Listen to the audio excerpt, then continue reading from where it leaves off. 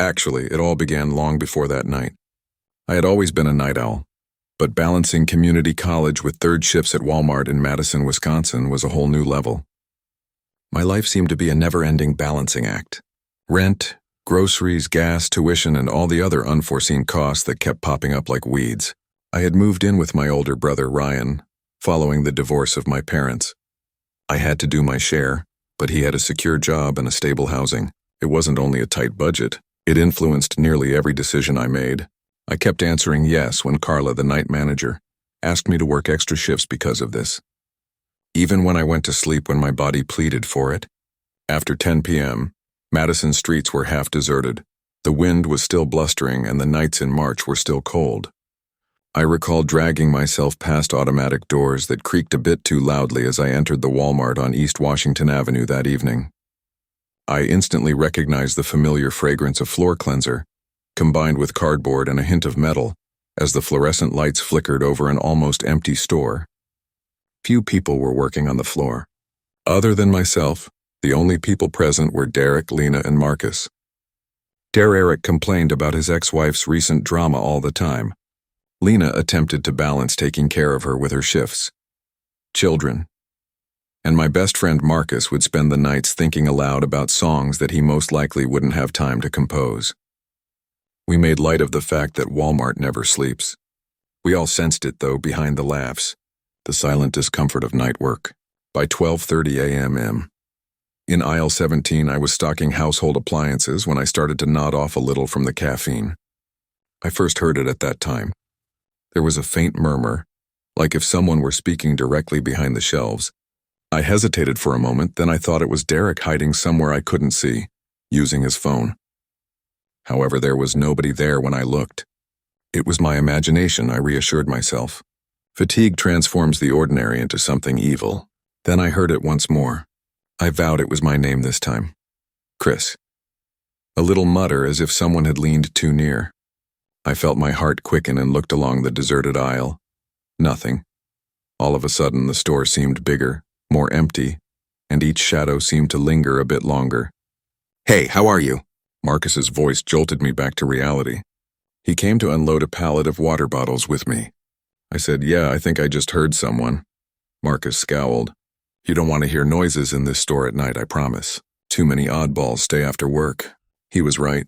A few weeks prior, after closing, an inebriated man had taken refuge in the garden area. On another occasion, a teenager spent hours locking himself in the family bathroom. Tea for night shift workers had baggage, and it seemed like a new story was added every night. For a smoke break, we headed outside. 2:15 a.m., and there were almost no people in the parking lot. I became aware of it at that point. There was a figure inside a silver sedan that was parked far away with its engine light broken. We couldn't identify the vehicle or the individual. Marcus dismissed it, but I couldn't shake the nagging feeling of unease that had been bothering me all night. Lena was pallid by the time we got back inside. She whispered, "Someone has been in the women's restroom." Derek checked, but the restroom was empty, and I heard the hand dryer running, but no one emerged. The rest of the night dragged on slowly, with each tick of the clock loud in my ears. Every corner, every shadow, every aisle feeling like it was hiding something just out of reach, and I kept looking behind me, half expecting the whispers to return. When dawn finally crept through the sliding glass doors bringing the first customers, Derek's phone buzzed in his hand. "You guys, you need to see this," he said, his voice tight. Later I'd find wet shoe prints in the toy aisle, leading out of the restroom, stopping inches from me. They weren't ours. My chest tightened as I watched the clip on Derek's phone. A cold weight settled in my stomach. We weren't imagining things. Something had been in the store with us, moving silently, observing. The unease I'd felt all night. The video showed a tall, hooded man at the end of aisle 17 at around 3:48 a.m., watching me stock shelves.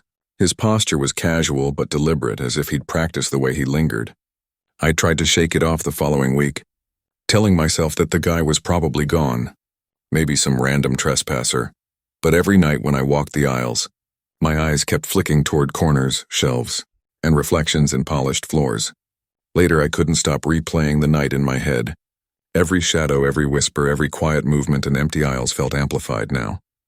I kept thinking about the silver sedan, The restroom, the footprints, and the way that figure watched without moving. It was almost worse than if he had attacked. Derek joked about ghosts and Lena muttered prayers, but I knew better. I had seen it. I had felt it. And that feeling of being watched persisted even after the sun came up. After that night, Walmart never felt the same. Every stocking trip, every trip to the back room carried the same underlying tension. What if he returned? Marcus and I discussed it occasionally, but mostly in whispers, never letting the words fully leave our lips. The store may be brightly lit, packed with customers, bustling with activity, but after midnight, it's still a different place. A place where the ordinary becomes strange and the smallest sound can remind you just how vulnerable you are. The aisles weren't empty anymore, and the flickering fluorescent lights seemed like eyes tracking me. I started leaving my headphones at home, paying more attention to reflections in glass and metal. Every night shift became a game of observation, a mental map of exits, shadows, and potential hiding places. The memory is still vivid even years later. I got another job a few nights later, and this time, I wasn't going to let the anxiety get the better of me. I got to Walmart at around 1,000 p.m., with a new cup of coffee from the gas station and a hoodie over my head. The parking lot was almost deserted, save for a couple late-night trucks by the loading docks. I tried to ignore the chill from the previous week and concentrate on the work at hand. The store was humming softly. Derek and Lena were already in their zones. Marcus. Somewhere along the electronics aisle, I began stocking shelves and toys, trying to keep my mind busy, telling myself that the previous experience was probably a fluke. I heard it around midnight. A faint, barely audible sound came from the back of the aisle, and I froze in mid-step. My head jerked toward the shelves, but the aisle was empty, so I leaned down to adjust a box while feigning busyness, my heart pounding in my chest. "Chris."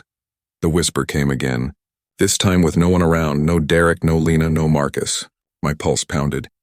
We finished unloading the boxes in silence, though I kept looking over my shoulder, certain I'd see movement out of the corner of my eye. By 2 a.m., I decided to check the parking lot from the loading dock doors, and it was empty, save for the distant hum of a truck leaving. Marcus reappeared a moment later with a stack of unopened boxes. "You okay?" he asked. "Yeah, just tired," I said, forcing a laugh. My stomach dropped when I turned back inside and saw the wet footprints that stretched from the employee restroom to the end of the aisle. Marcus leaned over and said, "Really, those stop right here?" I nodded. That's exactly where I was last week. We cautiously followed them, and the prints faded into the polished floor. Whoever had left them had done so on purpose, leaving no other evidence. My mind was racing with scenarios, all of which were unsettling, and the rest of the night crawled. Every hum of the lights and every creak of the floor made me nervous. At 4 a.m., Derek rushed in with his phone. I knew what he had recorded before he even spoke, the CCTV footage from shortly after midnight, and sure enough, there he was. A hooded figure standing silently at the end of the aisle observing me. He never moved, observing me. He never moved, never spoke. And when Marcus did show up, he disappeared without a trace, just like before. I didn't get much sleep after that night, and even when I wasn't working, I kept watching the video, replaying it and wondering what might have happened if the figure hadn't disappeared. I began locking my apartment doors earlier, checking windows and walking faster to class in the mornings, and I couldn't shake the subtle paranoia that settled over me. The following week, Carla called me in again, and I nearly refused, but rent and tuition didn't wait, so I arrived at Walmart at 10 p.m. At around 1 a.m., I was in the toys aisle setting up board games when I heard my name whispered again. My hands froze on the boxes, and I muttered to myself, "Not this again." I glanced around the corner and saw him, the hooded figure from the footage, just standing there. The fluorescent lights buzzing overhead, a chill crawling along my spine despite the warm March air outside. Derek was muttering about the slow night. Lena has a cold? We didn't say much after that. Every move we made was cautious. Every corner we passed, every shelf we approached, we checked for him. The quiet, patient terror of being watched without provocation made the night nearly unbearable. He hadn't moved an inch, but somehow I knew he'd been watching me the entire shift. I stepped back slowly, my heart pounding. "Marcus," I whispered. He joined me instantly, eyes wide. "Dude, there he is." The phone in the break room rang out of the blue, and Derek answered with a tight voice, Someone's at the front door waving." We hurried to the entrance. And there he was, the same hooded man standing just outside the automatic doors. Even behind the glass, I could feel the weight of his eyes. Carla called security right away, and the police arrived in a matter of minutes, but as soon as they opened the doors, he was gone, as if he had never been. The shifts continued, of course, and I learned to navigate the store differently, always checking corners, always aware of exits, always alert. Derek, Lena, and Marcus noticed the change, but they didn't fully understand it, because this time there was no footage, no obvious signs, just the memory of that night, and the faint echo of a name whispered in the dark. By the time I walked into Walmart for my next night shift, the unease had settled into a dull, constant ache. Sleep was a memory I chased but never fully caught. That night, I finally understood the lesson behind every instinct I had ignored. Then I started in electronics that night, methodically organizing headphones and small appliances. Marcus and Derek were somewhere else, Lena on break. The store was quiet, almost unnervingly so. My flashlight of awareness swept every corner, every aisle end, every reflection in glass cases, and then I heard it again. My name whispered just behind the shelves, and every creak in my apartment, every shadow along the streets reminded me of the hooded figure. I told myself I was being cautious, not paranoid, but the knots in my stomach never went away. I froze and allowed my eyes to adjust. The hooded man was there, casually standing with his hands in his pockets and his eyes wide. My chest constricted as I realized something terrible. He had been here before, knew my routine, my habits, and how I moved through the store. His presence wasn't random. It was planned. I called to Marcus, who had been restocking nearby, and he came quietly, his hand on the pallet jack, his eyes wide. Minutes turned into hours, and then, close to the loading docks, he paused, looking at the security cameras for a moment, and I realized that he knew exactly how to manipulate the environment, staying in blind spots and lingering just long enough to make his presence felt but not caught. There he is, I muttered to Marcus, and we started to follow him from a distance, careful to stay out of sight, moving like shadows ourselves. He didn't acknowledge us, and he wasn't panicked, anxious, or hiding. He nodded while silently dialing. The man had vanished by the time the store's official security showed up, disappearing like smoke into the dark parking lot, and through doors we didn't see him use. With wobbly knees, I made my way to the break room and dropped into a chair. Marcus sat quietly next to me. After their breaks, Derek and Lena came back with pallid cheeks. Our looks spoke more than words could possibly express. I couldn't get rid of the sensation that I was being watched in the days that followed. Every night shift turned to become a game of preparation, awareness, and strategy. I began recording every occurrence and questionable detail, gaining confidence in my intuition. I understood that being cautious did not imply weakness. I became more aware, accountable, and alive as a result. When nothing has happened, it's simple to brush fear aside. Must persuade yourself that paranoia is illogical and that imagination is hyperactive. Nonetheless, there are subtly dangerous individuals in the world who operate with silent intent while blending in with their surroundings. Rely on your intuition, maintain awareness, and never presume safety just because the surroundings appear ordinary. I learned more than just how to stock shelves while working nights at Walmart. It made me more watchful. I learned the importance of preparation, observation, and trusting your gut. Most significantly, it taught me that the most frightening threats aren't often evident or loud. They are patient, silent, and simply out of sight. Years later, I still remember that lesson. I'm reminded that safety isn't dependent on luck by every dim store, deserted parking lot, and late-night errand. It's about recognizing when something seems off, taking action, and having faith in yourself. Because danger might be standing just behind you or whispering your name from just beyond the shelves. Even in the quietest moments when everything appears safe and silent, always follow your gut and pay attention to your surroundings. In settings and circumstances that seem safe, danger frequently lurks in plain sight. You can be more protected by intuition, alertness, and preparation than by luck. I've always been the type to pick up on nuances that others miss. Perhaps it stems from years of balancing obligations and odd jobs.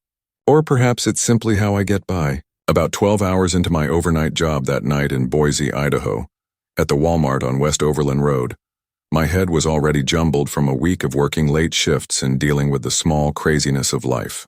I had been employed there for approximately a year, primarily to maintain stability following the accumulation of my mother's medical expenditures. Being the oldest, I was left to handle the silent duties of maturity while still barely making ends meet after my father left when I was 15. Not only did I not anticipate a typical life, but I also did not anticipate evenings such as this. Every creak and shuffle inside the store echoed like a continuous drum as the rain pounded against the glass doors. Caution. Under the glaring streetlights, the parking lot gleamed, slick with water and deserted save for the odd car. The store phone rang as I was working the customer service counter, drinking lukewarm coffee and browsing through my phone in an attempt to stay awake. "How may I help you, Walmart?" My response was automatic. The voice on the other end was methodical, unhurried, and casually unsettling. "Are you available?" "Yes, all the time. Do you require guidance?" I made an effort to maintain a normal discussion. A pause followed by a quiet laugh. "No, you are visible to me." I halted, my gaze shifting to the front doors as my instincts spiked. And I spotted him through the rain. At the edge of the lot, a man was holding his phone as if it were a weapon. He simply waited without moving or waving. I tried to sound professional. "Please come inside if you need help, sir." And he did. With his jacket clinging to him and water falling over the tiles, he entered the room as the doors hissed open, drenched from head to toe. He didn't say hello or introduce himself. He merely gazed, and I took a small step back because of the intensity in his eyes. I said, "I can help you with something," attempting to hide my voice trembling. When he said, "I need a gift," like someone reciting words from a script, it's flat and hollow. "Okay, what kind of gift?" "Electronics, clothes, toys, something for her," he interrupted. His cool, collected demeanor triggered a caution in my gut. "Who is she?" "My wife," he murmured, bending in a manner that was almost a smile but wasn't. "I used to buy here." Trying to keep things simple, I called the florist department and ordered him a little bouquet. However, his card refused when he slid it. He simply gazed without flinching or pausing. "Have you got another card, sir?" "She's here tonight, isn't she?" I said, my voice tighter than I thought, and there was a pause before a faint murmur. I swallowed hard. "I'm not sure what you're talking about." He turned and walked quietly in the direction of the grocery store aisles at the back. The store was almost deserted at 3 a.m., with only Hector mopping by the deli, Rachel in electronics, and me. I pressed the little black security button beneath the counter and ran after him. But by the time I got to the locked employee-only corridor, he was banging on the door and yanking at the handle as if it would give in to sheer willpower. "Open up," I said, running for assistance. "I know you're in there." "Call the cops." "Hector." When the police arrived, he was still scratching at the door and muttering a woman's name. Rachel's middle name, Claire. The man was her ex-husband, someone she hadn't spoken to in 10 years, and somehow he had tracked her down. Even after he was arrested, I couldn't get the feeling that my chest was constricted, and the world felt smaller, colder, and less predictable than I had ever noticed before. For the next week, I couldn't get rid of it. I kept going through the empty store at night, scanning the aisles like a predator might scan its territory, replaying every detail of his movements, the slow, purposeful walk, the vacant stare, the way he targeted the employee-only corridor, as if he knew exactly what he was doing. I had worked security before, but nothing in my training could prepare me for the feeling of calculated intent that man carried. A few days later, Rachel attempted to make light of it. "Well, that was fun, huh?" Her laugh was hollow, but I understood why she said it. She needed to feel normal again. I didn't answer. I returned to my routines, but I was different now. I became more obsessed with checking cameras, noticing exits, stairwells, and blind spots in parking lots. Every stranger outside made me nervous. Every reflection in the tile floor made me uneasy. It wasn't paranoia, it was learned vigilance. The man had demonstrated to me how vulnerable even in a place meant to be ordinary, predictable, and public, there could be an illusion of safety. A few nights later, at around 1:30 a.m., I noticed someone standing close to the far end of the lot. It wasn't him, but I stopped and stared anyhow, my heart racing, my hands clenching around the edge of the counter. My coworkers noticed and said, "Are you okay?" I forced a grin as I nodded in response to Rachel's question, but the tension remained. The management appreciated the reports, but no one really understood the weight they carried. Every scrawled note reminded me of him, the man who didn't just follow instructions but followed intentions. And the most frightening thing wasn't what he had done. I began keeping logs of incidents, starting with small things, strange behavior, people loitering near entrances, and customers who seemed too curious about the back areas. I began to notice the patterns almost 2 weeks after the first incident with Rachel's ex-husband. Every night during my shift, I watched the parking lot through the security cameras looking for shadows, movement, anything out of the ordinary. And most nights it was quiet. Too quiet. It was what he almost did. Every time the doors hissed, I expected him to be back, to have learned to be ready for another attempt. And in that stillness of night, surrounded by fluorescent light and endless aisles, I realized that vigilance wasn't just about noticing, but about anticipating. And that felt dangerous in and of itself. The store had a skeleton crew at night, only a few employees, and that made me painfully aware of how vulnerable we were. One night at about 2:45 a.m., I noticed someone loitering near the side entrance by the garden section. At first, I assumed it was a delivery driver, or perhaps a regular customer returning a forgotten item, but something about the way he leaned against the railing, eyes scanning the lot like a predator, set off every alarm in my head at once. I took the walkie-talkie and checked in with Hector, who was in produce. "Anyone near the garden entrance?" You see a pause, then a muffled phone. He was testing, probing, and seeing how long it would take me to notice. I nodded to myself, but he couldn't see me. "Keep an eye, but don't engage. I'm coming." I deliberately and casually walked through the store, pretending to stock shelves as I approached the aisle leading to the side door. By the time I reached the entrance, the man was gone. There was no car, no trace, just a faint imprint of wet footprints where he had been. I began keeping detailed logs of every event, date, time, location, description, and behavior. One night, a man in his mid-40s with his hands stuffed in his pockets approached me at the customer service counter. He looked like a customer, but was wandering the aisles in strange ways. Some of them would speak to employees, asking odd questions about the layout or pointing out areas that most customers couldn't see. He inquired nonchalantly. "Yes," I said tensely. "Am I able to assist you?" "The place is safe," he said with a trained, hollow smile. I pressed the black security button under the counter, but he was gone by the time backup arrived. It was becoming obvious that someone, or more than one person, was testing our responses, probing for weakness. I expected them to be there every time the automatic doors hissed. I was just checking on things, making sure the eye stared at him, trying to gauge if this was the same pattern I'd been seeing. However, before I could react, he wandered down an aisle, not shopping, not interacting with anyone, just moving slowly, observing. It wasn't paranoia anymore. It was preparation. Every unremarkable person passing by the registers could be a threat, so I began working with management to suggest more patrols, better camera coverage, and procedural checks for anyone loitering. The tension persisted even as the adrenaline subsided each morning when the store calmed down, and I began to notice details that I would have otherwise overlooked. The precise angle of someone's approach, the tilt of a head, an overly quick glance toward the exits. I was learning the rhythm of subtle danger, and the night of the most unsettling encounter arrived quietly and unexpectedly. The store was almost empty at 1:30 a.m., and I had just finished replenishing the hygiene supplies when the automatic doors hissed. I looked up to see a man standing there, drenched from the previous rain, his hands in his pockets and his eyes staring with the same hollow intensity I had seen weeks earlier. "Can I help you?" I asked in a calm manner, and he gave me a small smile that stopped short of his eyes. He said, "Just browsing," and then he wandered off toward the back near the employee-only storage without going toward the main aisles. I followed him slowly and kept a safe distance. My heart thumped. This was the behavior I'd been observing. Calm, deliberate, testing the boundaries. My mind raced through possibilities. I could confront him, but I didn't want to provoke him. I could lock down parts of the store, but I needed proof.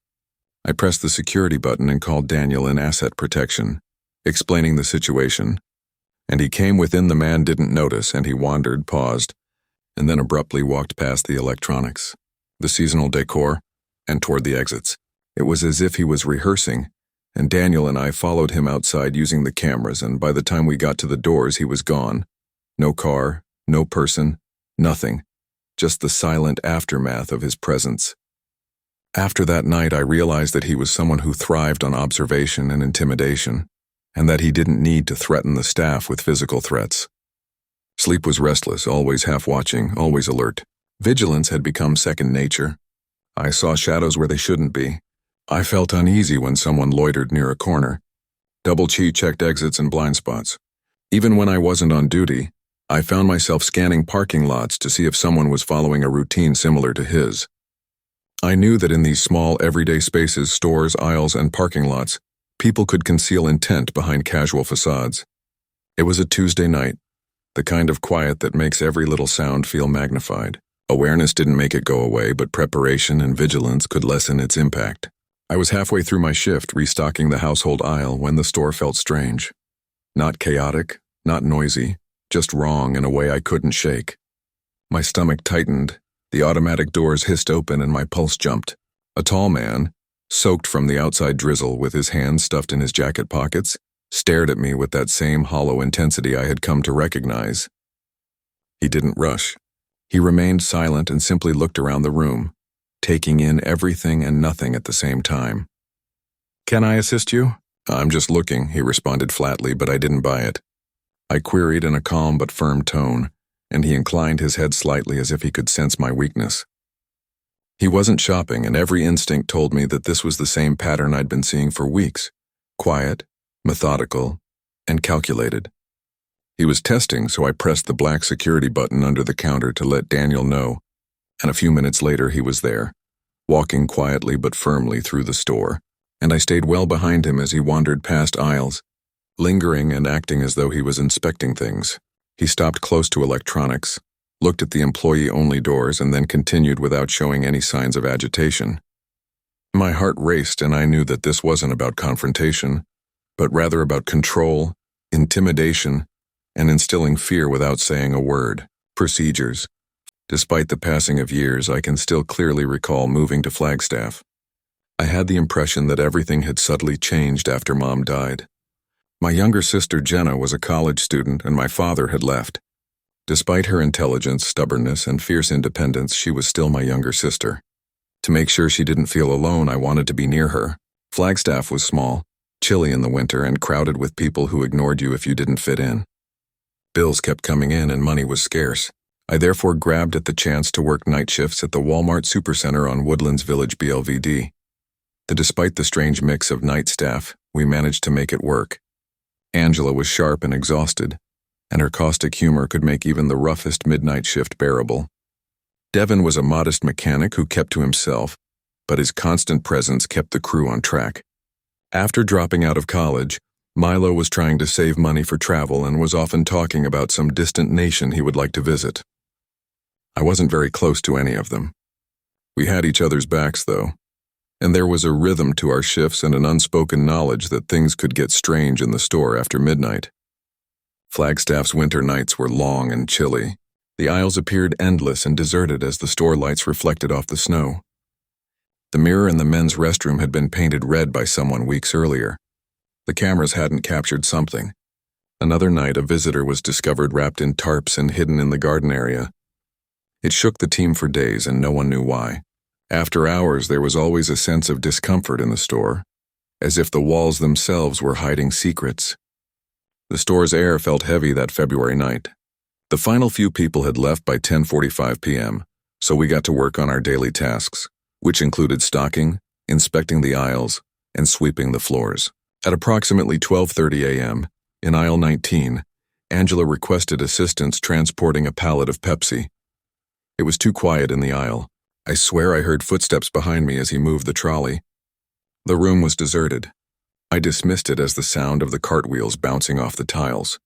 Stores always sound haunted, Devin whispered as he rested against a shelf. Keep this spot out of your mind. Large, vacant. I gave a feeble smile but remained silent. In actuality, I had become used to the minor, disturbing details. Even when no one was there was an unshakable sense that someone was watching, because of the shadows and echoes. The night shift altered your perspective on the world. Everything normal might be a little strange. All sounds are enhanced. We were exhausted by 2 a.m. Milo recommended stopping by the diner down the street for a bite to eat. The idea of sitting in silence made me pause, even though I wanted to go home and collapse on my bed. Reluctantly, I consented. The diner's warmth and conversation served as a buffer against the store's lengthy, deserted hours, at least for a while. We left at about 2:10 a.m., Entering the parking area, which was faintly illuminated, the snow crunched beneath our boots as it was piled in corners. My stomach tightened at that point. Far away, a beaten white pickup truck with its lights off sat. That wasn't driven by any of our staff, yet I was still uneasy. Angela murmured in a hushed voice, "Sketchy. Let's leave now." After packing our automobiles, we headed to the diner. The world seemed a little safer and more relatable with the bright lights and the smell of cooking food. We tried to decompress by laughing, but I couldn't help but glance toward the door. That innate after working late shifts for weeks, awareness had become instinctive. After a few minutes, the door opened. Two males walked in with damp clothes, heavy jackets, and hoods pulled down. They placed no orders. Their eyes carefully scanned the cafe while they sat at the counter, occasionally focusing on us. I was cold when one of us met Angela's gaze. "Ignore it," she said in a low voice. "Creeps always find me." She clarified that she never really felt safe because her ex had been stalking her despite a restraining order. Tension curled tightly in my chest as I attempted to nod. Devin squinted his eyes. He whispered, "They're waiting for something." As we finished our meal, we tried to act casual, but every instinct shouted danger and the silence between us grew thicker. One of the men gestured slowly and deliberately across his throat as we got up to go. Panic broke out. I fumbled for my phone with my fingers. "My ex, that's his voice," Angela whispered as she froze. I felt sick to my stomach. Snow crunched underfoot outside. The dining lot was almost deserted. The men trailed after, their intentions clear. I stayed behind and dialed 911 as Devin led Angela to her car. The lot was scoured by headlights. Before they could get to us, the two men and the police disappeared into the darkness. According to a later account, Angela's ex-boyfriend had been aggressive and had managed to track her down to Flagstaff over all odds. I had learned something unexpected from the night. It was the everyday places outside where danger could lurk silently, patiently, and with horrifying familiarity that provided the scariest moments, not the store or the peaceful aisles. The evenings that followed were tense. Despite the fact that nothing had occurred within the store, I kept thinking about the two men outside the diner. Each time I clocked in, I became aware of little details that I had previously overlooked. The soft noises of carts scraping tiles, the way the automatic doors clicked, or the way shadows gathered in corners. It seemed as though the store was aware of what had transpired outside and was holding its breath alongside me. Angela had black circles beneath her eyes when she first arrived. "I didn't sleep a wink," she confessed, clutching her name badge. "I keep waiting for him to arrive. My gut won't listen, even though I know he can't." I understood the fear that had been with her for months, and I nodded. There was no paranoia here. It was instinct, refined by pain and experience. I was put in charge of the garden and seasonal aisles that evening. It had lots of open space, but very few cameras. Except for the faint hum of fluorescent lights, the store was deserted as I replenished shelves. I would occasionally flinch at a distant clang or squeak. I had my hand on my phone ready to dial if something didn't seem right. Devin came over on a silently moving cart. I shook my head, but my eyes were like a hawk scanning the shadows. "Have you noticed anything strange this evening?" he inquired. "Even when no one is around, do you ever feel like someone is watching you?" My question was half joking.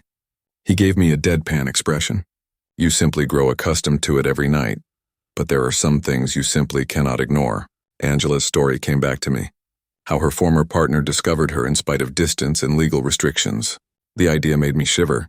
I understood that a threat didn't have to act violently or speak. It simply had to be there. And that was scarier than any shouted altercation. A movement drew my attention around 1:45 a.m., eye close to the rear outlet. A shadow moved and vanished behind a bookcase. Heart thumping, I froze before realizing it was merely a wayward mannequin. The apprehension, however, persisted. We enforced more stringent procedures that evening, making sure that no employee was seen walking alone near entrances after midnight, always walking in pairs, double-checking doors, and keeping the walkie close. Although the teamwork was helpful, the stress persisted toward the end of the shift. I laughed when Milo made a joke about ghost hunters in the deserted store, but the apprehension persisted. In my heart, I realized that the true threat was not visible or loud. It was silent, purposeful, and unexpectedly lurked in everyday places. After a week, Angela arrived late for work, appearing pale and preoccupied. She murmured, "He called me," as we were clocking in. I felt sick to my stomach. "It's not a joke call." Her voice faltered. She held up her phone to me. It was an unlisted number. It was a straightforward yet disturbing message. You cannot hide indefinitely. Tension was evident as the night crew assembled. Devin rolled up his sleeves. I understood that our informal rituals were no longer sufficient when Milo mentioned something about security cameras. We required collaboration, attention to detail, and a strategy. We set up a system of check-ins every 20 minutes and swapped duties to make sure nobody was walking the aisles alone. Like a hawk, I kept an eye on the store entrances, noting every car in the lot, every stranger on the walkways, every creak of doors, and every far-off footstep that seemed to be magnified. An automobile pulled into the lot about 2:30 in the morning. An idling engine, darkened windows, and a black automobile. My heartbeat accelerated. Devin and I looked at each other. New customer? Milo boomed. However, his tone faltered. Reporting to the rest of the group, I snatched up the walkie. After a few minutes, the automobile departed. The driver was never seen inside. Angela trembled. "He seems to be putting us to the test," she remarked quietly. I gave a nod. I was afraid of just that. Someone watching, researching, awaiting a slip-up. Force was not the threat. It has to do with control. The night continued to drag. Every corner, every shadow, and every aisle seemed like a potential trap. I became aware of how much terror may heighten awareness and change perspective, enhancing perceptions and imparting knowledge that could not be acquired in any other way. We were alive but fatigued at the conclusion of the shift. They hadn't been successful, but the black car, the messages, and the ominous presence had made a lasting impression. We couldn't return to the normalcy we had before. It wasn't paranoid to be vigilant. It was a matter of survival. I got to the store earlier than normal a couple of evenings later. Most of the snow from the week before had melted, leaving behind frozen spots that gleamed in the streetlights. There was only one delivery truck in the lot, and I was greeted by the recognizable hum of the fluorescent lights. However, the tension in my chest persisted. The quietest, most lonely hours were spent by Devin, Milo, and myself alone when Angela asked to take the night off. I understood she needed time to herself. At approximately 1:15 a.m., the front doors hissed open. Before I even looked, my heart began to race. A man with a heavy coat with a thick hood stepped in, drenched. There was nothing on the shelves that caught his attention. He simply looked around the store slowly and deliberately, as if he was learning every inch of it by heart. My stomach grew constricted. The little black button beneath the counter that would secretly call the police was the first thing I sought for. I called Devin and Milo on the walkie-talkie. "Be aware that we have a guest. Engage only when absolutely required." The man strolled close to the rear aisles, not feigning to browse, his eyes vacant but strategic. Every muscle in my body was tense, but I managed to remain composed and present a professional image. The worry and creeping dread of someone who knows too much about you came back to me when I thought about Angela's story. Each minute seemed to drag on forever. He paused close to the seasonal aisle and took something out of his coat cautiously. A piece of folded paper. It was a list, I realized. A list of names. Some circled, some crossed out. My heart was racing. This was no accident. He wasn't here to buy stuff. He was here for observation and control. Devin and I walked gently toward one another. "Sir, can I help you find something?" Despite the energy, I asked in a steady voice. He didn't respond right away. With empty eyes, he turned to face me and muttered, "I just need to know where she is." My arm's hair stood on end. The intention was the same as Angela's ex, but the name wasn't hers. Fearsome, accurate, and focused. I pressed the silent alarm. Milo blocked the exit aisle after circling behind him. In a matter of minutes, red and blue lights pierced the darkness as sirens sounded across the deserted streets outside. The man ran to the rear exit. Before he could get to the lot, he was stopped by police. Despite his struggles, the cops remained strong. His eyes hovered over the business as they escorted him off, as though noting it for later. The tension eventually subsided as we all let out a collective exhale. My chest continued to thud and my hands trembled, but I had an odd mix of fatigue and relief. I worried about Angela's departure, but I knew she was secure for the night because we had prepared a synchronized defense against the danger.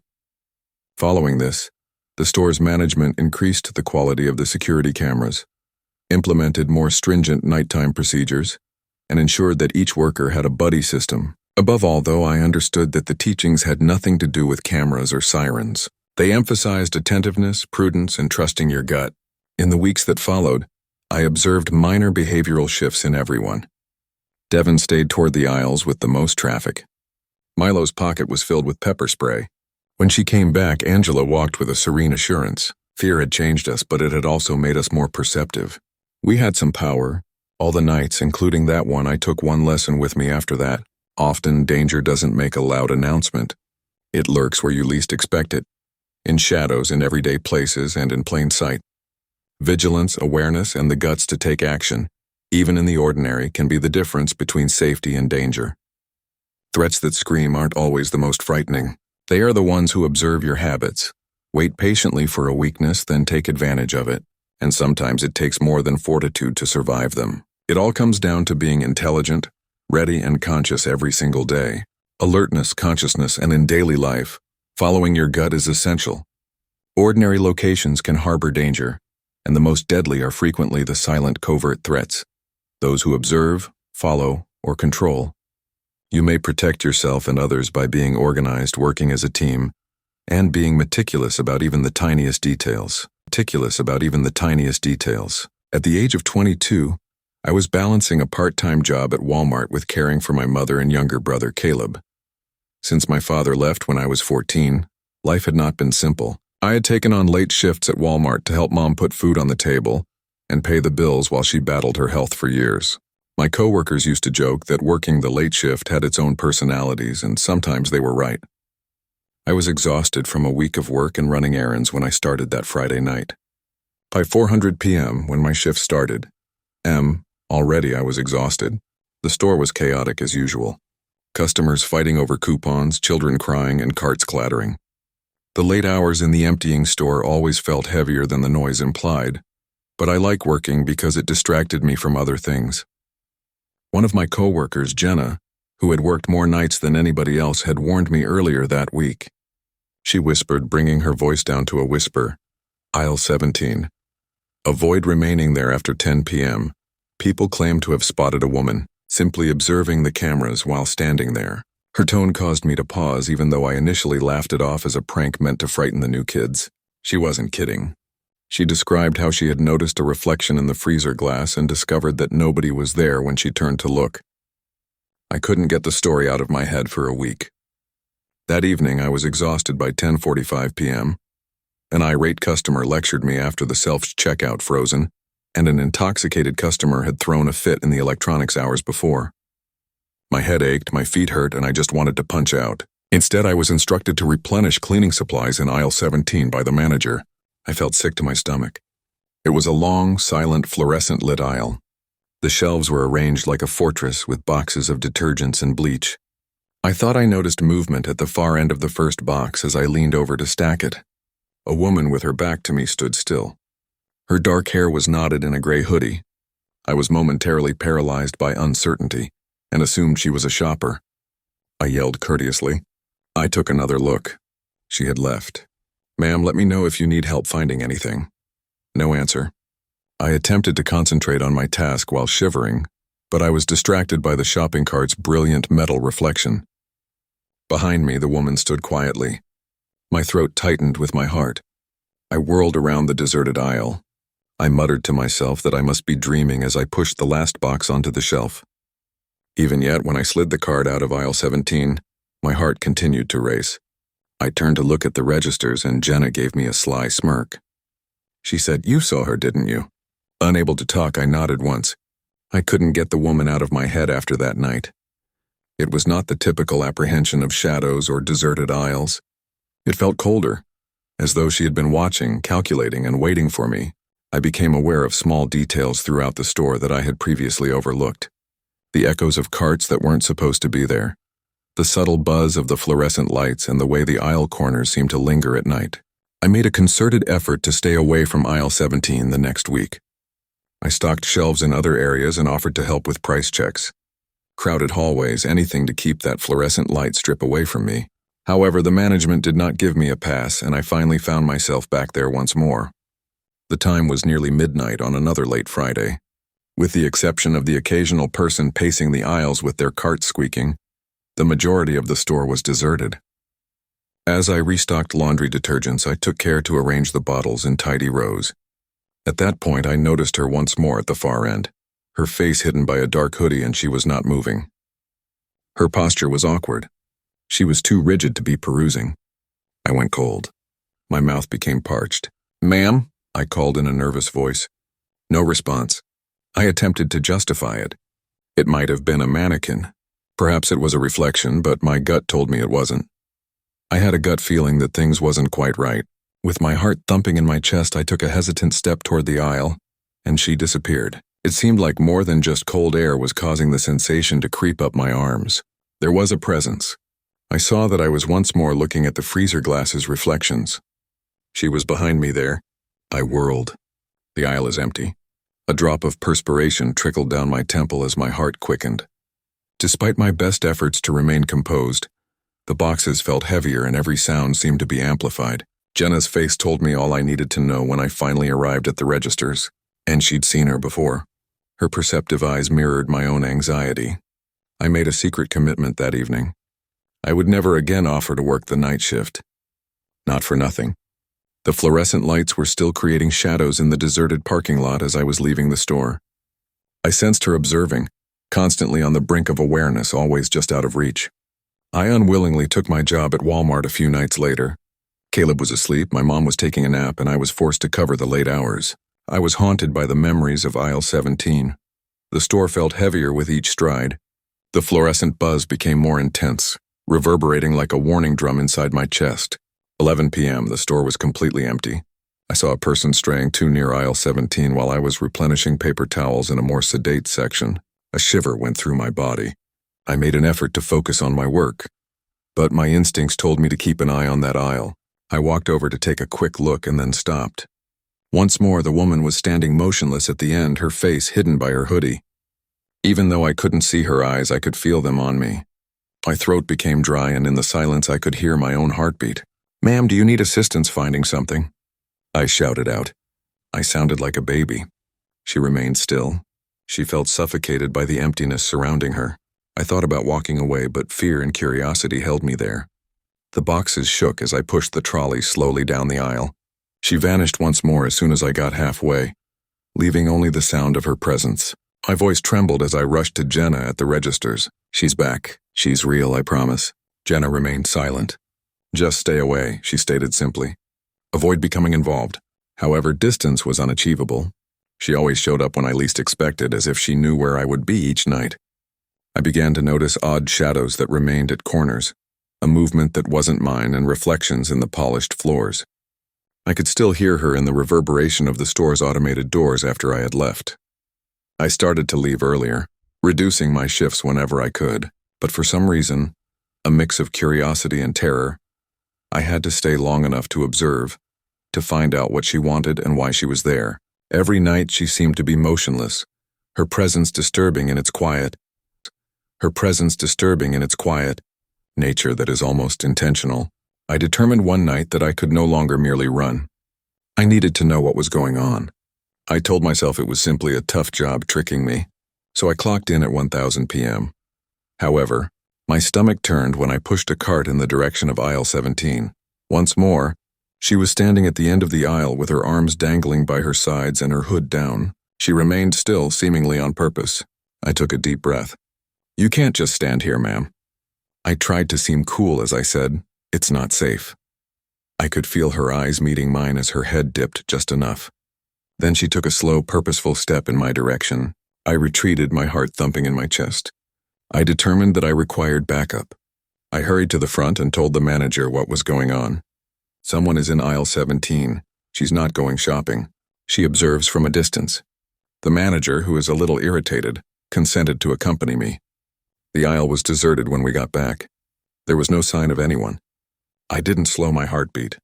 In the rear of the store, there was something about her presence that hung there like a chilly breath. I began recording what I witnessed that night. Everything, movements, dates, and times. It turned into a pattern. She showed up for nearly every shift after 1000 p.m. Never talking, never interacting, just watching. I was requested to work nights with a new employee a week later. I firmly declined. If someone hadn't seen her, I couldn't explain it. It was more than terror. She seemed to be patiently waiting for something, as if she was hoping that I would trip or make a mistake. By the end of the month, I was certain, or at least convinced by my imagination, that aisle 17 was haunted or cursed. However, the way she constantly appeared to be one step ahead and the reflection of her eyes in the metal cart were true. I've always had a tendency to overthink things. A quality that my teachers sometimes take advantage of and my friends affectionately ridicule. I frequently find myself thinking about deadlines and responsibilities while juggling graduate school, 2 part-time jobs, and a hardly present social life. But there's more to it than that. One that I don't discuss much is a persistent uneasiness in areas that are typically thought of as typical, everyday settings. It's not clinical worry, rather it's more like an inexplicable instinct, a warning that hums softly in the back of my mind. The beginning of that Saturday night seemed harmless enough. I had left a small gathering at a friend's apartment with Ethan. My shoulders were tense from hauling grocery bags and textbooks like a human mule, and I was already exhausted from a hard week. Ever the optimist, Ethan recommended that before we left for home we stop by Walmart to pick us some snacks. At first I was hesitant, even though I've never liked late-night Walmart runs, especially when the parking lots are dimly lit and the aisles are reverberating with emptiness. I appreciate Ethan's easy smile and nonchalant certainty. I was won over by Walmart, not a crime scene. It was about 12:40 a.m. when we pulled into the lot. The smooth darkness outside the store contrasts strongly with the brilliant glow inside. The lot was almost deserted. The glaring yellow of street lamps and the occasional red taillight from a far-off car are reflected by puddles. I tried to ignore my stomach's natural warning as it tightened in a knot. I followed Ethan to the sliding doors and whispered to myself, "It's okay." The store was nearly empty inside. The buzzing fluorescent lights and the typical hum of refrigerated units seemed louder without customers. If you allow yourself to notice it, the silence seems like it's pressing against your chest. And then I saw him as we passed the frozen food area. A man wearing a gray sweatshirt was pacing back and forth with twitchy hands, as if he were speaking to an unseen person.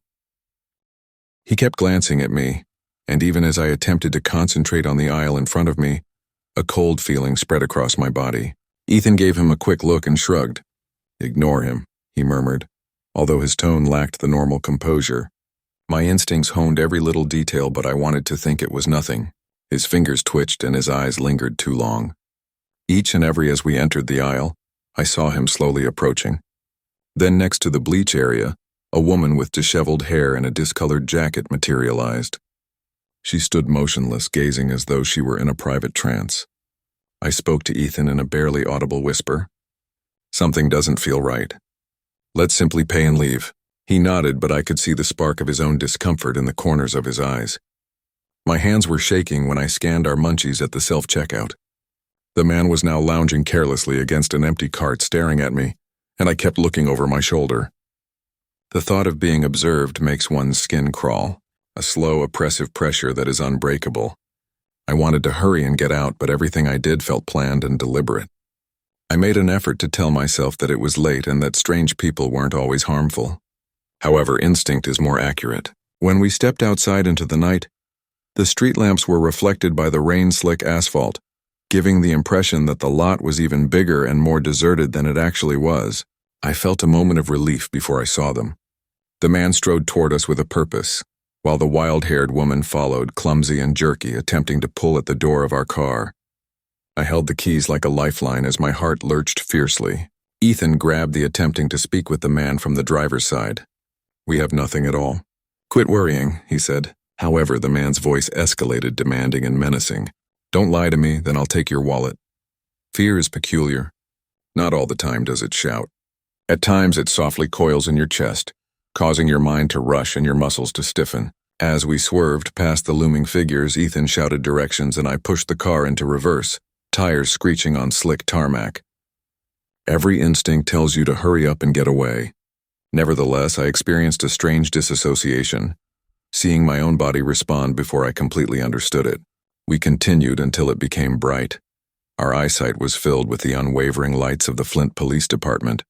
There was an instant, if slight, sensation of safety. We were still terrified. It had just discovered a makeshift haven. The cop inside listened with what seemed to be little care. "Yeah, we've had trouble with them hanging around before," he added nonchalantly, dismissing the seriousness of our interaction. The men themselves weren't as alarming as the nonchalant disdain. In that instant, I understood that danger is not necessarily accompanied with resolution or immediacy. My chest was still constricted as I drove home, trying to take in what had happened. We whispered to one another, describing the exact gestures and facial expressions of the strangers.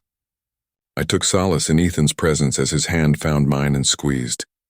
However, despite the warmth of friendship, I couldn't get rid of the feeling that we had come across something that could have gone very differently in an instant, and I realized the importance of being vigilant for the first time in a long time, how it subtly changes how you navigate the environment and presses into your life. A few weeks later, I couldn't stop thinking about it. Before I really trusted the presence of people, I started to see patterns in everyday places, scanning aisles. It seemed weird to run to the convenience store late at night. A visit to the library turned into an awareness-raising activity. The unsettling aspect of the threat isn't always strangers. Even though they might never do anything, it weighs heavily on you to know that someone might do something and that your life rests on picking up on the nuances. The same uneasiness reappeared when I went to Walmart late at night again, this time with my daughter Ava. I became aware of her vulnerability when I saw her enormous glasses reflecting the overhead lights and her naive curiosity, the kind that makes strangers smile. A man walked up to her, smiling warmly and directing her to the rear of the shop, as if to give her a gratuity. I felt sick to my stomach. The casualness was practiced, purposeful. Calmly I moved forward and took Ava's little hand in mine. For the first time I noticed a glimmer of understanding, an awareness of subtle danger as her eyes expanded. The uneasiness persisted even after leaving the store. I studied her reactions carefully as I called her school to inquire about stranger danger classes. I clarified in plain language that not all danger appears as a monster. Occasionally, it takes the shape of a baseball cap, a kind voice, or an informal gesture. It felt like armor to teach her to be vigilant. It was a method to prepare her without taking away her innocence.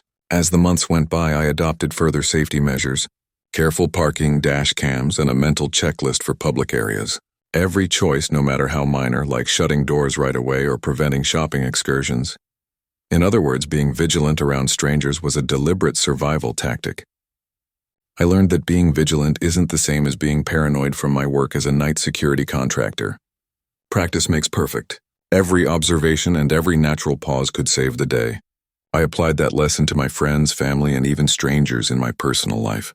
That night's memories remained clear. Even routine tasks turned into mindfulness exercises.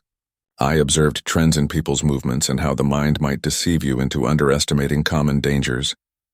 I came to see how easily everyday places, shops, parking lots, and peaceful streets can suddenly become frightening when someone decides to take advantage of the unobservant. In retrospect, I see that fear is a two-faceted emotion. It is both protective and debilitating, influencing behavior while saving lives. I continue to exercise caution, conscious of the shadows that persist even in well-lit, well-known areas. However, I also realize something important. Being prepared, empathetic, and vigilant are not incompatible. It's not necessary to live in perpetual fear in order to educate my kids, prepare myself, and follow my intuition. It entails maintaining safety and honoring reality without compromising life's little pleasures.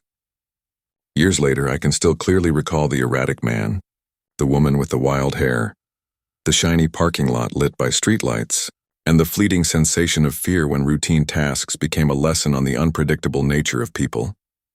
Once merely a location for routine shopping, Walmart has evolved into a symbol, a reminder that danger frequently moves stealthily and in everyday clothing, and that spotting the smallest warning signs early on is essential to survival. You don't have to live in dread. It's about being conscious. Danger in life isn't usually signaled by outward signs. The biggest dangers are frequently subtle, commonplace, and simple to ignore. To navigate the world securely rather than live in dread, you must be aware, vigilant, and trust your gut. In order to protect yourself and your loved ones, you must be aware of the little clues and take prompt action when your gut tells you something is off. Extraordinary danger can be concealed in everyday areas. Additionally, getting ready is the distinction between remaining safe and becoming a victim. Although I didn't intend to work evenings, life sometimes forces you to make choices that feel more like survival than personal preference. I'm Daniel Reeves, a 24-year-old who left college midway through his sophomore year and has student loan debt that hasn't seemed to go away. The Walmart neighborhood market had eerily quiet nights, so I took on extra work because the extra cash helped pay for groceries, rent, and the occasional late-night coffee run. Even yet, after 10 o'clock at night, a line formed over the store. The fluorescent buzz that never stops, the empty aisles, and the distant mechanical beeps of refrigerators and scanners. You felt vulnerable and small as a result. It began like any other Friday. Around 11:00 I checked in. Wearing earbuds to distract myself, I rolled a cart full of merchandise down the fruit aisle. With the exception of the occasional passing car, the parking lot was silent outside. I had discovered how to relish the solitude in brief moments, how a silent shop may seem like a separate universe. However, there was a strange tension in the air that night that made my neck tingle. Stress and the way the lighting constantly made shadows appear larger than they actually were the reasons I blamed it. I was startled out of my reverie when the sliding doors opened at around 15 minutes past 11. I froze for a second until a man in a leather jacket and black ski mask walked in, moving quickly. The obvious was screaming in my head. He has a gun. He's not kidding. Avoid making any foolish decisions. Then he spit out the words that caused my face to flush. No one moves. Get the registers empty. I became motionless. I followed the procedure that had been ingrained in me from months of night shift training, hands shaking. Observe. Remain composed. Protect the client behind me. Avoid provoking others. As I fumbled with the cash drawer, I slid bills in his direction. My own heartbeat was thumping in my ears reverberating against the fluorescent light and clean tile. He wasn't content. This time the words were more scathing. The safe. Now open it. My voice cracked and I stammered. There is a timer on it. He shoved the money into a rucksack and swore, obviously annoyed. I can't, even if I wanted to. The doors then slid shut behind him, and he was gone. I just stared for a time, my hands motionless on the counter's alarm button. Then with sweaty fists, I struck it and dialed 911. The policeman's cool professionalism and the adrenaline still coursing through me collided when they arrived a few minutes later. Something nagged at the corners of my mind as we watched the security footage together. A middle-aged man had visited the store 2 days prior and asked me strangely detailed questions concerning security protocols, camera angles, and closing times. The detective paused, watching the video pixel by frame. The two guys shared a bond that was faint, nearly unnoticeable yet unmistakable. They were purposeful in their movements, their looks, and their out-of-frame communication. I made an effort to resume my regular life after that night. However, usual had changed. The shop that had had a persistent strain that had before seemed ordinary. The man in the ski mask and the sense of powerlessness that comes when danger is in your face and you have no option but to comply were brought to mind by every late-night shift and every empty aisle. A few days later, Detective Lauren Mason contacted. We discovered a white panel van, she added in a clipped but earnest tone. She explained what was in it. 3 men, camping equipment, and goods from several shops. Harold Benton, who had questioned me a few days prior, was one of them. I got a chill when I heard that name. He repeatedly muttered the same cryptic remark while sitting placidly in prison. The devil is always present. The ski mask never made me feel anxious, but something about his calmness and the way he repeated those words like a mantra did. The arrest received little public attention in the weeks that followed, but the specifics were enough to keep me up at night. Every automobile moving too slowly in the lot and every knock on the door seemed like a possible danger.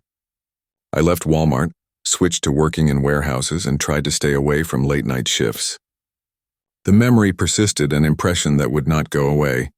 Even routine tasks turned into vigilance drills. Convenience stores, supermarkets, and gas stations. I observed the individuals. In a manner I had never experienced before. I realized that panic isn't necessarily the result of fear. It might be subtle at times, influencing your decisions and actions without your knowledge. As the years went by, I made an effort to persuade myself that I had moved on. I discovered how to compartmentalize and cope with the recollection. My small studio apartment behind a used car store turned into my everyday stronghold. My cautious habits of checking doors and going with keys in hand were made fun of by friends. I didn't mind, though. I was aware that instincts developed under pressure were not to be disregarded. I went to a candlelight vigil in honor of 2 robbery victims who were killed in another town on a muggy summer evening in 2021. The vigil was silent and solemn, with lengthy shadows cast by the candles' flickering flames. I believed I was there to observe other people's suffering, However, I noticed something. A guy somewhat obscured by shadows stands in the parking lot across from the church. The sleeves were rolled up, I froze and my gut wrenched. Around the forearm was a snake tattoo, just like the one I'd seen in the van pictures of Harold's group. I felt panic, that familiar rush of terror and adrenaline. I asked myself questions. Was he the one? Or the way my imagination conjures up images of past horror? With my heart thumping, eyes continually searching the lot, and a pounding pulse in my chest, I departed the vigil early. I couldn't sleep that night, and the familiar walls didn't make me feel any better. There was no denying the lesson from that point on. When criminals are apprehended, crimes don't necessarily stop. There is always the possibility of harm, and faces remain. I began keeping a tiny notepad in the pocket of my jacket, recording odd events, license plates, and oddly placed faces. When I was in public, I always had a backup plan and stayed away from deserted streets at night. Even working in the warehouse turned to become a situational awareness exercise. I saw trends. How some individuals linger, how gestures can convey intentions, and how outward looks can conceal dangers. I came to see how erratic life is and how easily the commonplace may become hazardous. My worry was more about being ready than it was about unreasonable anxiety. Every routine and safety measure served as a safeguard against chance. Recalling the robbery or even seeing the man in the shadows again isn't the most difficult aspect. It's understanding how brittle a feeling of security may be. Typical days, tranquil errands, and calm evenings can turn into trials for resilience and instincts. I keep the teachings in mind. Alertness, prudence, and faith in instinct. To live mindfully rather than in terror. Years later, I can still clearly recall the black leather jacket, the ski mask, Harold Benton's cool-headedness, and the white panel van filled with pilfered items. I understand that some threats never completely go away. They persist in subtle ways, affecting our decisions and forming our behavior, reminding us that mental acuity is just as important to preparedness as physical readiness. Threats don't always manifest themselves since life is unpredictable. However, you can gain the advantage you need to defend both yourself and other people by being observant, cautious, and intuitive. Danger is frequently subtle, appearing in everyday settings and interactions. Ignoring intuition or playing it safe are not the keys to true safety. It is the result of readiness, situational awareness, and attentiveness. We may act responsibly and decisively to defend ourselves and those we care about, without giving in to fear. When we realize that threats can persist even after justice has been served. Despite the unpredictability of life, understanding may significantly impact outcomes. For several months, I'd been working late shifts at Tony's Diner, flipping pancakes, frying burgers, and cleaning up the never-ending mess that college students make. Although it wasn't glamorous, it let me pay my bills and somewhat offset my student loan debt with tips. My shift finished at roughly 10 p.m. on Friday, March 17, 2006. I could feel the old tiredness seeping into my bones. I knew I was going to get into trouble regardless, though, when my phone buzzed with a call from Luke. "Hey, dude, have you finished tormenting yourself there?" It was difficult to say no to that annoying blend of enthusiasm and taunting in his voice. Luke was a delivery man with a penchant for mischief. He enjoyed pulling people into activities they had no intention of participating. "Before you faint, come get a drink. Megan will also be attending." Megan. The thought made my chest tighten, so I swallowed hard. She was the type of girl who brushed her hair behind her ear and smiled at my dry wit, making me feel lighter than I had in weeks. Knowing that my body needed to sleep but my brain wanted to be distracted, I nodded with a mixture of joy and anxiety. We got together in a little cafe around the intersection of Walnut and Main. Megan was sitting there grinning, and Luke had already claimed a booth. She cocked her head, her brown hair in an untidy bun, but I could see she had been giggling at something Luke had said. We grabbed coffee and fatty burgers, and I tried to seem casual as I grinned. We talked about our problems in college, our disappointments at our part-time jobs, and small jokes that unknowingly brought us closer. I experienced an uncommon warmth that you don't realize until it's gone, and the hours vanished in laughter. Luke, ever the initiator, recommended that we stop by Walmart after we were done. He said, "Just some snacks for the ride home." Although it sounded innocent, I could tell that there was a hidden plot to lure us into some pointless mayhem. Around 10:30 p.m., we parked into the Walmart parking lot, which was dimly lighted and slick from recent rain. The streets were almost deserted as we drove. Even before we entered, the feeling of silence unnerved me. The shop was nearly empty. As we passed aisles filled with cereal boxes, laundry detergent, and cheap Halloween decorations from the previous year, fluorescent lights pulsed overhead. Luke walked ahead in jest as if to protect us from some unseen danger. I stayed close to Megan, exchanging brief banter, longing looks, and the kind of unspoken exchange that made me very conscious of her presence. Our motions had a rhythm. I felt a flutter in my chest, and we were closer than I had anticipated. Then I saw him. Near the electrical department, a man with a grimy appearance was leaning against a shelf and muttered to himself. I felt sick to my stomach as his fierce dark eyes remained fixed on Megan. Luke was the first to notice. "Hi, friend. Do you need assistance finding something?" He spoke in a relaxed yet forceful tone. The man looked at him briefly, then turned back to Megan before easing into the next row. Megan put her fingers against my arm and shivered. She said, "Do you think he's dangerous?" I swallowed forcefully as a weird thrill and protectiveness surged through me. I led her to the checkout and said, "Let's stay together." Luke, meantime, hovered, watching the man's path. I kept feeling like we were being watched even as we went through the aisles. At night, Walmart had an odd emptiness that made every sound and shadow seem louder. The business itself wasn't the source of the dread.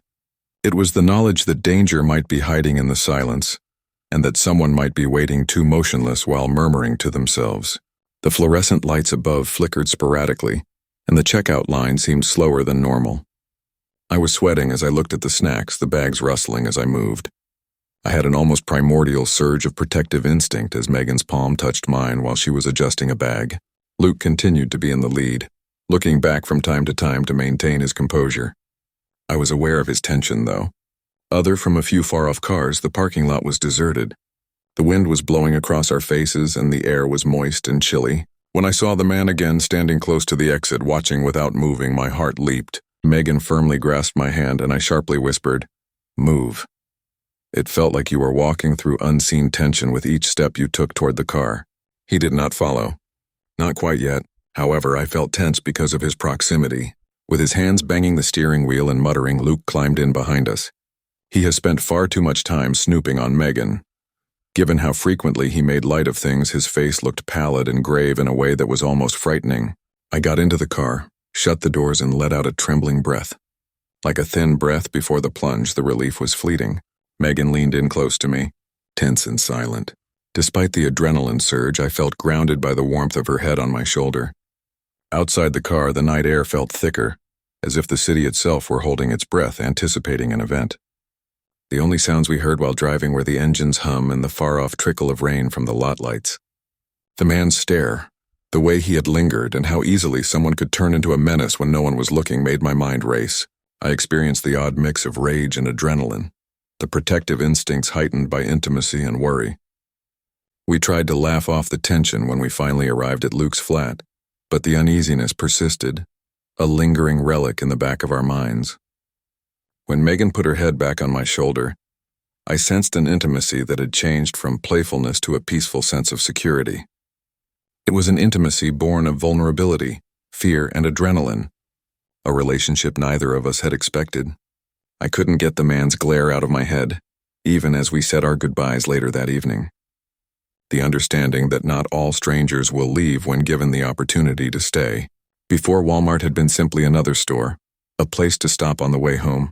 It became associated with alertness, caution, and a sense of unpredictability that night. Walmart took up a lot of my thoughts the following week in odd and unsettling ways. My thoughts immediately looked for aisles, shadows, and people who were hanging around for too long every time I passed a store, even during the day. Megan's texts served as regular, kind reminders of shared experience and worry. She was conscious of the stress of the night, even in her light-hearted tone. I became aware that I had changed. The rush of adrenaline had not simply subsided. My intuition had been sharpened by the mark it had left. I saw details that others missed. Someone who was overly still, an overly prolonged look. The silent times when someone may be watching without intending to participate. It was as if I had an involuntary lens through which to view the universe. I got to know Megan better. A deeper bond, created in the crucible of stress and dread rather than merely flirtation. In ways I hadn't previously recognized, I found myself yearning to protect her. I started to pay closer attention to my surroundings and potential dangers. At times it was draining, but it seemed essential.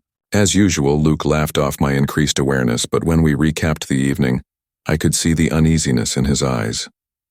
It served as a common lesson that being watchful, careful, and protective was not paranoid, and that danger could lurk covertly in everyday settings. It was a matter of survival. Over the course of several months, the recollection of that evening became a persistent presence. Trips to Walmart turned into awareness-raising exercises.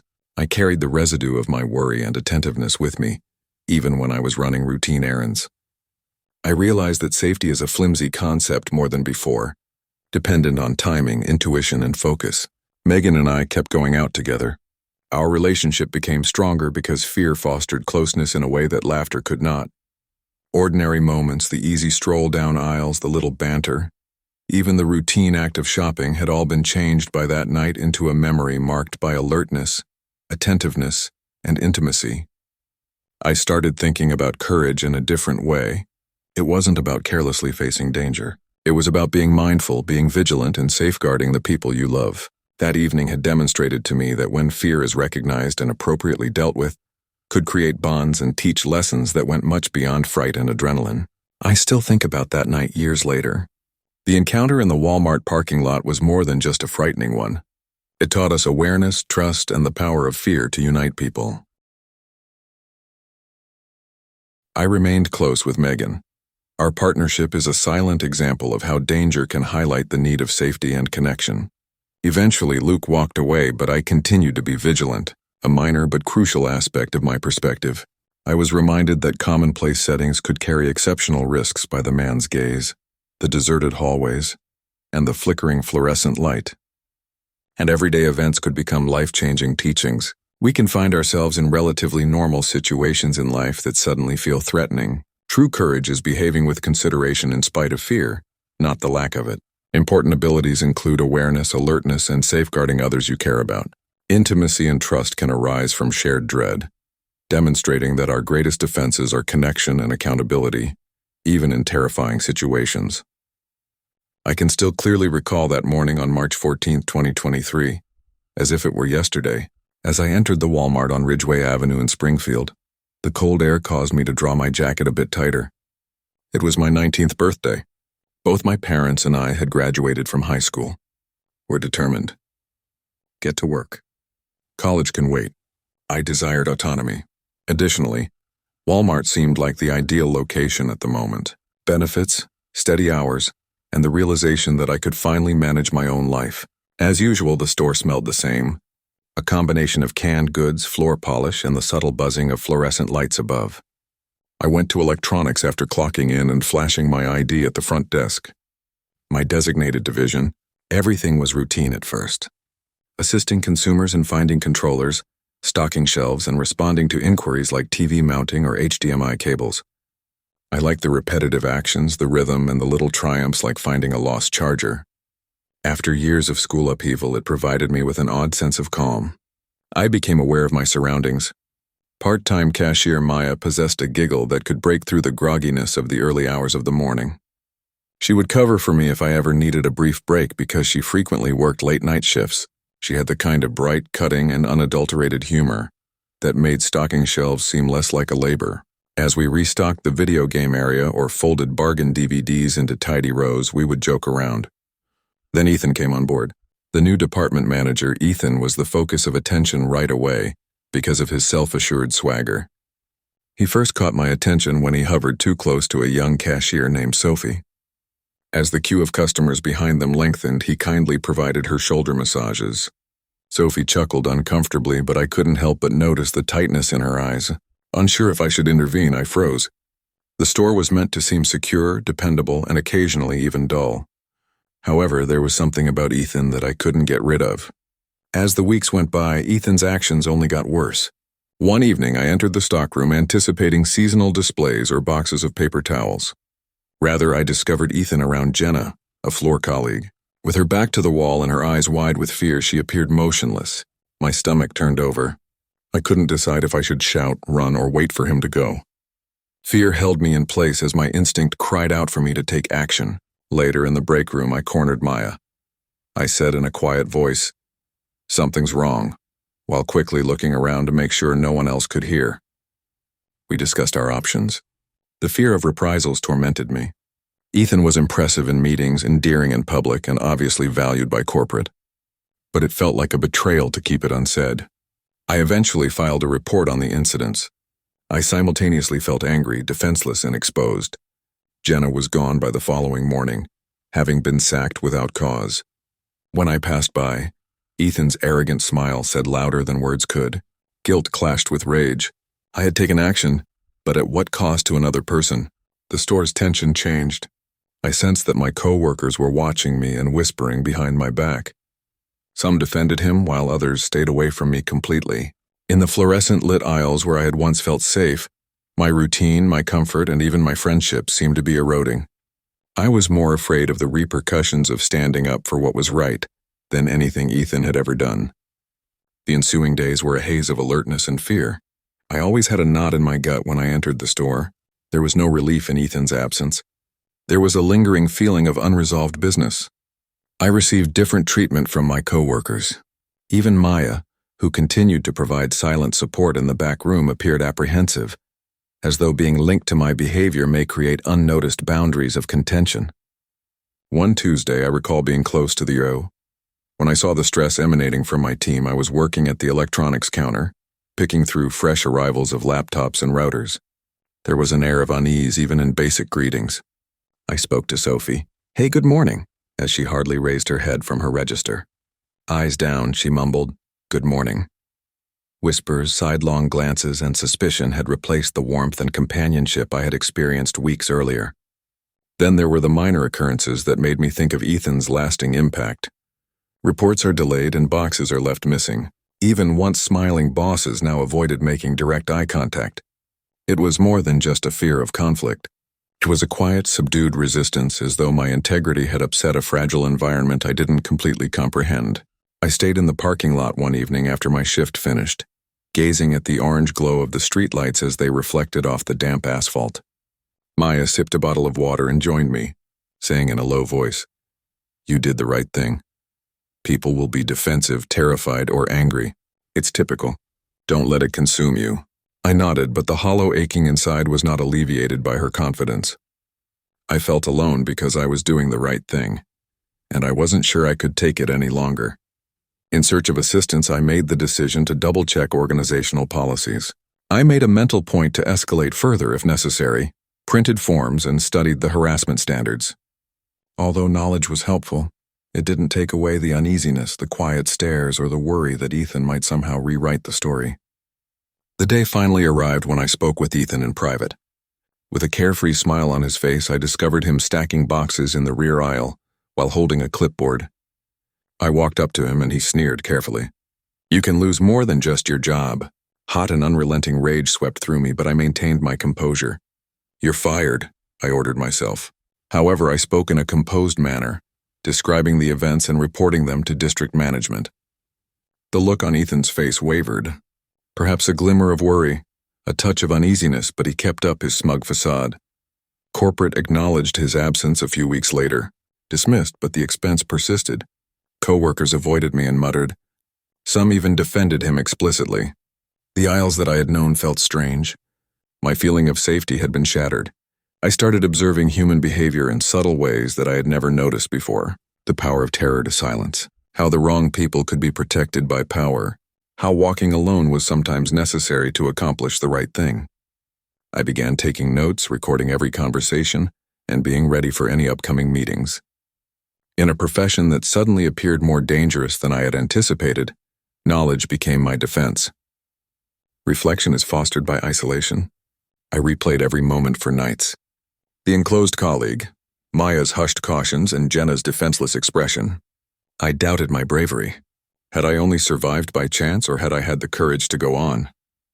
As though documenting the events would help me understand my position, I wrote down every encounter, every worry, and every instance of subliminal intimidation. Within it, I noticed a reflection in the security camera's glass one Thursday while organizing electronic displays. Unaware of Ethan's past, a new team member walked confidently past the aisles. I had a weird mother instinct to protect everyone who might be in danger. At that point, I understood that integrity extended beyond simply calling out wrongdoers. It was about being alert and observing the subtleties in ordinary conversations that most people overlook. Maya and I developed an unwritten partnership, exchanging discreet tactics to help one another without drawing too much attention to ourselves. She said, "Watch for the pattern," while stacking DVDs late one evening. "If you know where to look, you can find the footsteps left by people like Ethan." Her remark struck a chord. I started listening more intently. Who was it that stayed? Who grinned too sloppily? Who was it that strode like they owned the place? It was illuminating but exhausting. I was discovering more about human nature, deception, and bravery than I had anticipated. The whispering followed. I was the subject of rumors, subtle charges that cast doubt on my allegiance or judgment. Despite feeling trapped, I refused to sacrifice my morals. A coworker came up to me by the stockroom one evening, whispering, "You know, Ethan wasn't all bad," she said. I slowly looked into her eyes. When I said I did what I had to, no apology, no hesitation, her expression dropped, but I remained unflinching. I had a stronger sense of morality than before. By midsummer, my duties had changed. More freedom was granted to me, but it came with increased scrutiny. I came to see that integrity wasn't a badge. It was a hardship. I had to carefully consider the visible and invisible repercussions of every choice I made. But every time I kept my ground, supported a new colleague, or gently stepped in during a stressful situation, I felt a small sense of success. Even if I did little, it made a difference. Some of the most difficult weeks were the last few before I quit. I was worn out and empowered at the same time. Regarding Ethan, corporate supported me, but the social repercussions persisted. Coworkers whispering, avoiding eye contact, and making subtly accusatory remarks. They made me realize that having courage tends to make you feel alone. My shifts turned into tests of patience, endurance, and caution. Observation. I overheard a customer loudly complaining about a missing system one evening while I was stocking the video game shelves. I took the initiative, swiftly fixed the problem, and experienced a slight return to normalcy. It brought back memories of my initial motivation for choosing this position. Self-reliance, accountability, and development. There were times of clarity when I knew I could handle both professional and personal issues, even in the midst of anxiety and stress. During the late-night closing, Maya and I had a peaceful moment together. She remarked, "You did good. Ethan, people will forget. They won't forget how you behaved, but they will forget the murmurs." I nodded, understanding that my acts had made an impression even if the realization wasn't instantaneous. Sometimes courage only protects your own integrity. Other times it receives praise. I left Walmart on the day I quit, feeling both relieved and proud.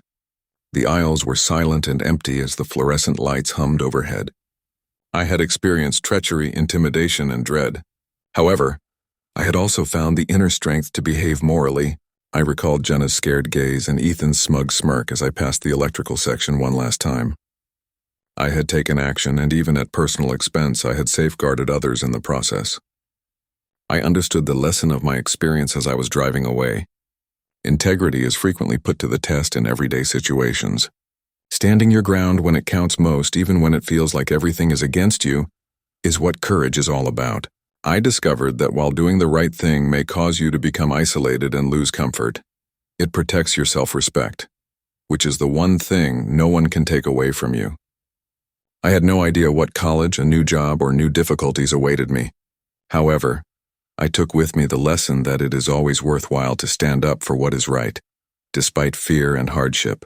Being fearless is not a sign of true courage. It's the choice to behave morally in spite of it. Honor frequently comes at a personal expense, but it protects what is most valuable: your sense of self. As a state health inspector, I always thought my first actual assignment would be routine: labeling dates, checking temperatures, sanitization logs, and occasionally asking a few questions regarding procedures. I eventually completed my own inspections after weeks of training. June 15, 2023, Thursday, seemed like the ideal beginning. Just after 8 o'clock, I reached the Walmart on Brookside Avenue in Akron, Ohio. The night population began to settle in, and the evening rush began to dwindle off. With my clipboard in hand and my khaki uniform on, I felt confident and prepared to demonstrate my ability to handle responsibility. Everything seemed normal at first. Carts were pushed down vast aisles by customers. Near the toy area, I could hear kids laughing, and the PA's announcement bell reminded me that the store was orderly but alive. I started in the deli, introduced myself, and grinned at the staff as I went by. Slicers were sterilized, meats were appropriately labeled, and cold cases were clean. The bakery had clean countertops, accurate labels, and the aroma of freshly baked bread. I sensed a faint sense of validation that my efforts had been worthwhile. I then arrived at the butcher area. The smell caught my attention right away. Raw flesh combined with a subtle disinfecting chemical smell, but underlying it was a hint of sourness. I couldn't help but notice the smears on the cutting tables. Patches of the floor were sticky, and knives were left out without the required sheets. I stepped forward, clipboard in hand, feigning to look at the temperature logs. The butcher, Greg, saw me right away. His eyes narrowed as he leaned against the counter. A tall, thick man in his late 40s wearing an apron stained with blood over a t-shirt. "You're new," he replied in a gruff, low voice. "Don't tell me how to run my counter." I took a deep breath. Carefully, I continued. "I'm not here to tell you what to do. I'm just making sure the processes adhere to state requirements. Sanitation, storage, and consumer safety." Greg scowled more intensely. "I've been cutting meat for 20 years. 20 years. And now a child appears to tell me how to perform my duties. Get out." My heart raced, but I made myself remain composed. I took note of the infractions, going slowly and avoiding close contact. He muttered to himself as he followed every step I took with that intense gaze. I measured the counters, recorded temps, checked the knives, and grinned courteously. Every word I wrote felt, even as terror twitched in the back of my mind, it felt like a tiny act of rebellion. The excitement had subsided into a dull ache by the time I departed. It was just part of the job, I told myself. Everybody has a cranky coworker from time to time, right? However, I couldn't get rid of the nagging feeling in my stomach as I returned home that evening and parked my car in the flickering streetlight. Greg had left a lasting impression on me, as if his gaze had followed me through the sliding doors. I went back for a follow-up check a week later. The store felt empty as the fluorescent lights buzzed overhead and the nighttime population was smaller than usual. I wanted to be calm, but I wasn't. Greg's response from last week had been weighing heavily on my chest. I felt a slight uneasiness that increased with each step I walked in the direction of the butcher counter. Greg was already there with his arms crossed, a smile that extended past his eyes and blades gleaming in the bright light. "Back so soon," he remarked nonchalantly. "You enjoy checking in on me, don't you?" Just to make sure everything complied with the requirements, I cleared my throat. I replied it was nothing personal. As I adjusted my clipboard, my hands trembled a little, but my voice remained firm. His eerie, low laugh reverberated into the deserted corner. "You're cute when you try to be professional," he remarked as he leaned over the counter. I became aware of how easily fear may spread without a single hand lifted because of his unpleasant presence. I made myself keep checking, noting every floor smear, every knife out of place, and every infraction I had previously observed. Eager to get out of the part, I completed swiftly. I saw a black SUV parked across the street as I made my way toward the main aisles. It remained there for far longer than was necessary, its engine running. I felt sick to my stomach. Later that evening, my parents called in a panic, claiming that a tall man had been hanging around our house. My thoughts were racing. Could it be him, Greg? The following morning, I discovered a message hidden beneath my door. "You can't only observe me, and I watch you." I was holding the document with shaky hands, a tight chest, and a racing pulse. I no longer felt the sense of security I had taken for granted at home and at work. The days that followed were bizarre. I jumped at every sound in my flat. Even the mail hole, the rustle of leaves outside, and the stream of the floor.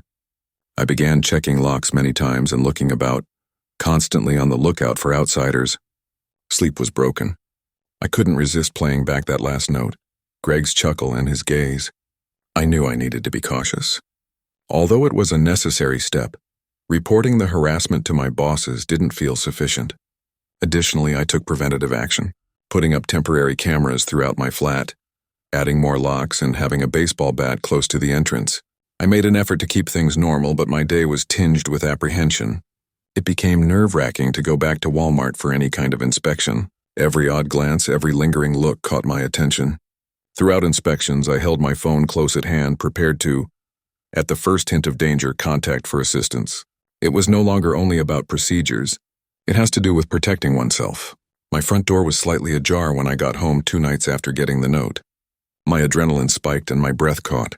I dialed 911 while keeping the baseball bat tightly in place so as not to wake anyone who might be inside. The police came in a matter of minutes and searched my apartment. Before Greg could take action, he was captured. I felt a wave of relief, but it was tempered by anxiety, fatigue, and the realization that my life had been compromised in unexpected ways. I couldn't sleep alone after that night, so I stayed with friends. The fear persisted even after I got home a few days later. I got a chill when I passed the butcher area with the fluorescent lights humming overhead. Routine activities that were previously uninteresting. There was now a sense of alertness to inspections, supermarket runs, and store visits. Even after several months, the memory remained vivid. I discovered that bravery is not always portrayed in films as heroics. At times, it appears as calm hands, meticulous notes, and a disregard for warning indications. I kept up my checks diligently, but always mindfully and with a safety plan in place. I came to see that integrity is worth the risk, even though doing the right thing can make you a target. Although I was frightened by Greg's behavior, I learned to be resilient, to be prepared, and to follow my gut. Like a shadow, the terror persisted, but it had turned into a tool, a reminder to stay alert and not let fear to control my life. Advocating for what is right can be frightful, but fearlessness is not the same as courage. Still, it's action. Vigilance, alertness, and the will to defend oneself while upholding one's integrity are necessary for safety. Evil frequently hides in everyday locations, and the best defense may be awareness. And the best defense may be awareness.